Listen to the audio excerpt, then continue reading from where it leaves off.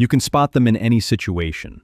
They're the ones already sitting down when you arrive on time. The friend who shows up to the airport 2 hours early for a domestic flight. The coworker who's at their desk 15 minutes before the morning meeting. They check their watch constantly. They calculate travel time down to the minute. And when you casually mention meeting at 3 p.m., they're pulling into the parking lot at 2:45. If you're always early, not occasionally but always, this isn't just about being punctual. It's psychology, and it runs deeper than you think. Here's what nobody tells you. Being chronically early isn't actually about respecting other people's time. That's what you tell yourself. That's the socially acceptable explanation. But according to research published in the Journal of Psychology, people who are always early are usually managing something much more uncomfortable: anxiety, control, the desperate need to eliminate variables. Because if there's one thing an early arriver can't handle, it's being at the mercy of circumstances they didn't plan for. Let's start with what's really happening. You tell people you're just responsible or organized. But here's the truth. Research on social anxiety and time perception shows that people who are always early often overestimate how long tasks will take, not by accident, by design. You leave 30 minutes early for a 20-minute drive. You pack your bag the night before. You set 3 alarms, even though you haven't overslept in years. And when someone suggests meeting around noon, you feel physically uncomfortable. Around noon? What does that mean? 11:55? 12:10? The ambiguity alone makes your chest tight. According to studies on stress and uncertainty, unpredictability elevates cortisol levels even when the stakes are low. Being on time, or better yet early, reduces that uncertainty. It eliminates the variable. No traffic panic, no frantic parking searches, no walking into a room where everyone's already seated and turning to look at you.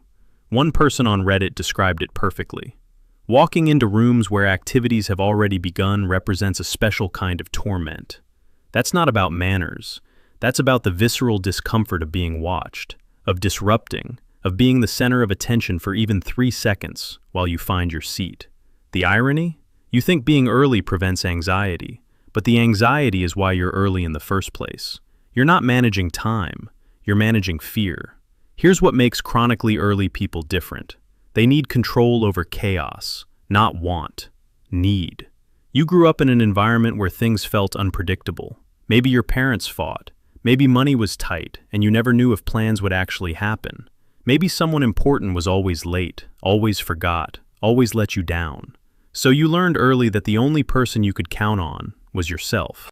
Psychologists describe this as a prevention focus. You're not motivated by rewards or praise. You're motivated by avoiding negative outcomes. Being early isn't about getting a gold star. It's about preventing the stomach-dropping feeling of being late, of letting someone down, of being the reason something goes wrong. Studies show that people who are chronically punctual often display patterns of needing certainty that extend far beyond time. You research restaurant menus before going out. You check traffic 3 times before leaving. You have backup plans for your backup plans.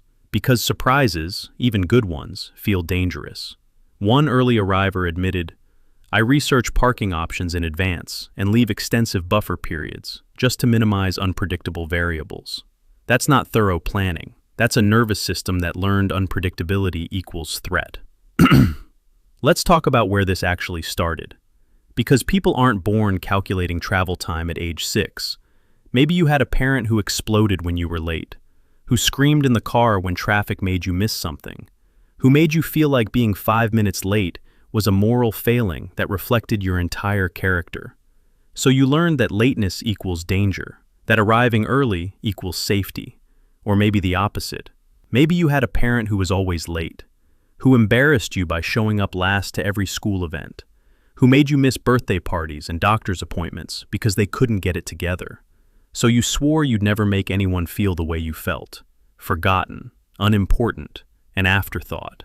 According to research, our relationship with time is often shaped by upbringing. Family expectations, cultural norms, and childhood experiences create patterns that become automatic. One person shared, "My parents always told me being late was disrespectful. That stuck with me." Another said, "I was always the kid waiting on the curb because my ride forgot about me." Both experiences create the same outcome. An adult who would rather sit in their car for 20 minutes than risk being 2 minutes late. Here's the paradox. Being early makes you reliable, trustworthy, the person everyone knows they can count on, and that feels good. Until it doesn't. Because here's what happens when you're always early. People start depending on it. They build their tardiness around your punctuality. They know you'll be there first, so they don't rush. They know you'll handle the setup, grab the table, or be the one waiting.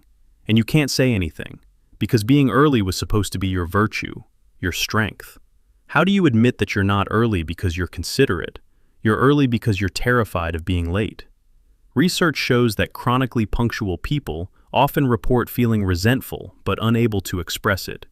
You're angry at the friend who's always 20 minutes late, but you also can't stop being 30 minutes early, because that would mean surrendering control, and control is the only thing keeping your anxiety at bay. One person described it perfectly. I'm calm in crisis situations, but crippling anxiety when everything is fine, constantly worried about what could go wrong. That's the early arriver's curse. You've eliminated the external chaos, but the internal chaos never stops. Here's what nobody tells you about being chronically early. It's exhausting. You can't relax during travel because you're constantly monitoring progress. You can't enjoy getting ready because you're mentally calculating backup routes. You can't sleep well the night before important events because your brain won't stop time tracking. According to research, people who are always early often display lower overall anxiety than those who are chronically late. But that's because they've eliminated one major stressor by creating 10 smaller ones. You're not anxious about being late. You're anxious about traffic, parking, weather, construction, your alarm not going off, and the 17 other variables you can't control. You've traded the panic of being late for the constant low-grade stress of preventing it, and you call that being responsible. If you're always early, here's what's actually happening. You're not more disciplined than other people. You're more afraid. You're not more respectful of time. You're more terrified of being disrespected. You're not naturally organized. You've built systems to manage a nervous system that never learned how to relax. And here's the hardest part. You probably needed this trait to survive.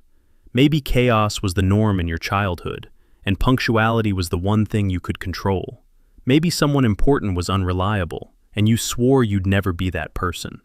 Maybe you learned early that mistakes aren't forgiven, and being late is a mistake you can prevent. That hypervigilance served you once. It kept you safe. It made you dependable when everything else felt uncertain.